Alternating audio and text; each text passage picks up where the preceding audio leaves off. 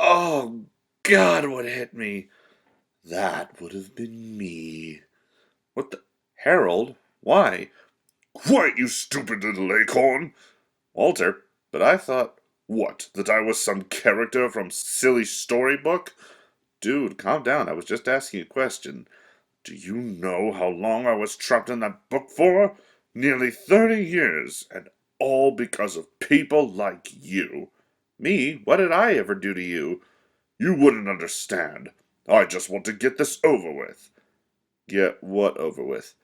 We're going to absorb your life energy and use it to weaponize and destroy the remaining reviewers that are left in this pathetic universe. But why? What did reviewers ever do to you, two? I told you you wouldn't understand. Now shut up and... All right. But don't I get to review one last movie before I croak? I mean, it's only fair. Fine, but make it quick. We have a universe to get revenge on. Sure, just let me get a little comfortable now. Greetings, travelers. I'm your host, the See Not, the Knows a Lot, Dr. Waluigi.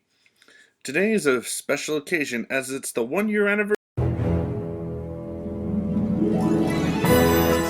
of my channel, which is probably not as great as I've only made a few videos and I release them sporadically. But hey, what can you do? So, in honor of this auspicious occasion, I'm going to review a movie that made me want to start my career. And so far, on YouTube, nobody has ever admitted to liking. That, of course, is the dark Disney classic, The Black Cauldron.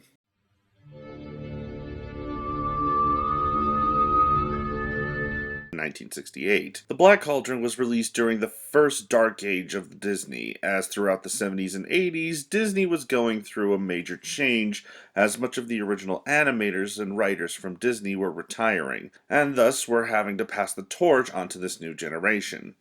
While many of the movies being released during this time period were dark fantasy movies, including Jim Henson's Labyrinth and Return to Oz, for Disney, many of their 70s movies recycled animation, such as their animated version of Robin Hood, or were once popular but haven't aged well, such as Escape to Witch Mountain. As for the 80s films, because of the transition of new animators, many films were delayed due to creative differences. Such was the case of The Black Cauldron, as many of Disney's newer staff at the time wanted to create a film similar to that of Snow White, with a bigger emphasis on darker themes. However, because of how dark the movie was, the MPAA forced Disney to recut the film and gave us the cut we have now. The movie sadly failed at the box office, only making back $22 million out of a $44 million budget, making it the worst Disney film ever made financially. However, over the years, it has grown a small cult following due to its dark nature.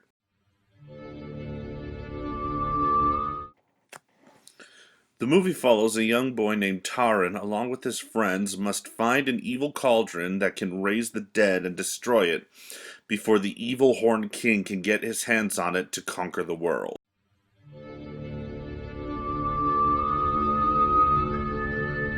Character portion, which are always blamed for its bad credibility. Let's start with Taran, played by Grant Bardsley. In the book, he acts the same, however, he is less whiny and doesn't constantly boast about how great a warrior he is, which in my opinion is one of the major downgrades of his character.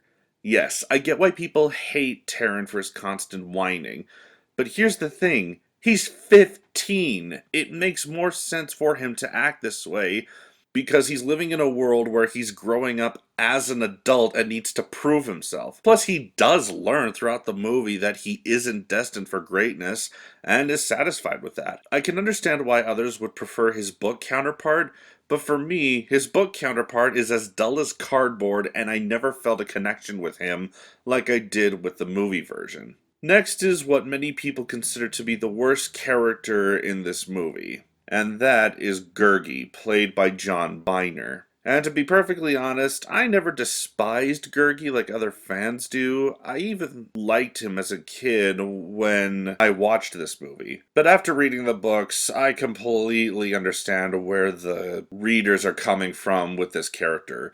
Gurgi went from this cool and strong character to a character that everyone wants to strangle because of his voice and the fact that he's a coward. The only positive thing I can say to the movie version is that he gets a better character treatment at the climax of the movie. The only other two characters, Flute or Flam, played by Nigel Hawthorne, and Princess Ilanwi, played by Susan Sheridan, range from either a character who was okay and served his purpose in both versions to, oh my god, I will strangle you with the strap of the sword if you don't shut up, you whiny little brat. Lastly is a character that I feel gets constantly overlooked when it comes to Disney villains, and that is the Horned King, voiced by the legendary actor John Hurt. Not only is this character actually terrifying, but in my opinion was the darkest Disney villain ever made at the time. What annoys me so much about this character is that everyone ignores how cool he is,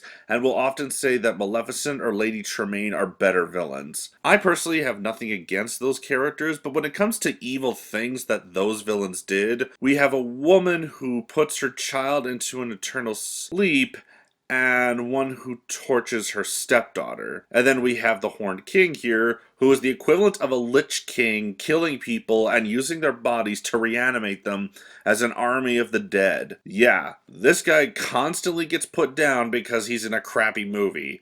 Oh, I'm sorry that we can't all be like Maleficent, who just kind of put a beautiful woman to sleep. I do understand that in the original version she was killing her, but still, she just got snubbed at a party. Oh, the horror. He was a way better dark villain than any other done at the time, and he deserves more praise than what most people get.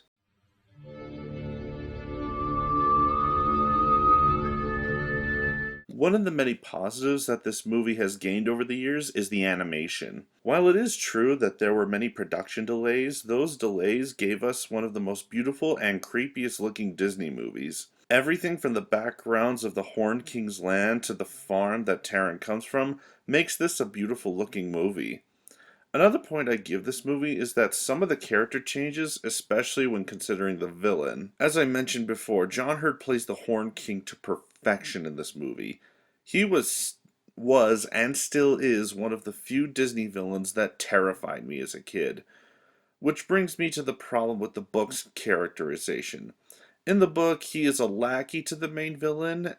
I didn't mind this at first, because he seemed to still play a threatening villain, until the final fight between him and Tarn, where he gets killed off screen. What the hell? You just killed off one of my favorite Disney villains, and you have the balls to do it off screen? Screw you, book. The final point I would like to mention is the music. Everything from the score to the background music is just gorgeous to sit and listen to, which is something Disney was really good at during this time period.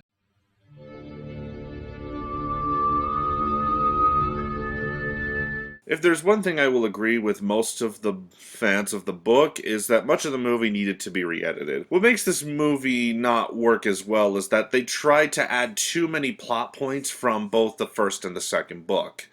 Yes, it is important that we get to see the Black Cauldron in a movie titled The Black Cauldron, but they also added plots that only worked in the first book, like where Henwin was and why the Horned King needed Henwin in order to find the Black Cauldron. And that also, uncoupled with the fact that we were introduced to characters and then they would disappear until either the end or near the end of the movie. It makes the movie very jumbled up and very confusing for first-time viewers. I feel like they should have done what Disney did with Return to Oz, which is take the most interesting elements from the second book, which were the characters, and follow the third book's story.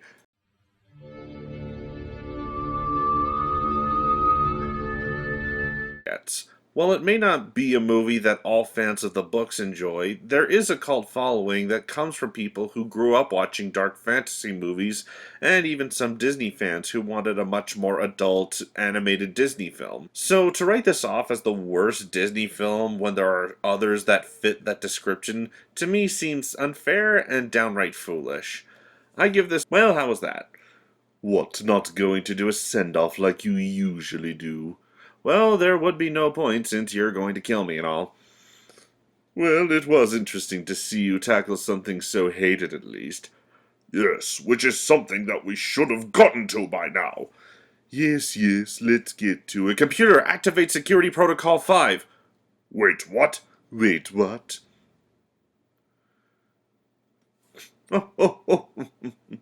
Did you guys honestly think that I wouldn't be prepared for any attack against me?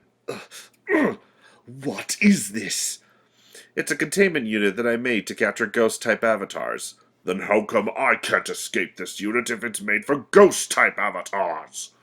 I considered that maybe there would be a living avatar partner, so I made it with that idea in mind. So you knew our plan?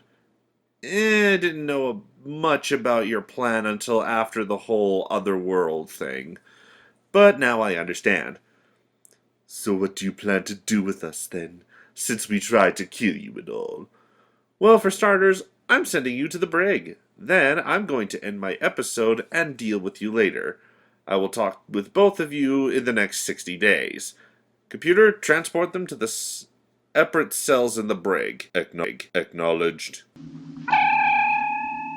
Everyone out there, thank you for a year's worth of videos, and here's to the many more to come. I'm Dr. Waluigi, and remember, don't judge a book by its cover, 'cause you'll never know what you find inside.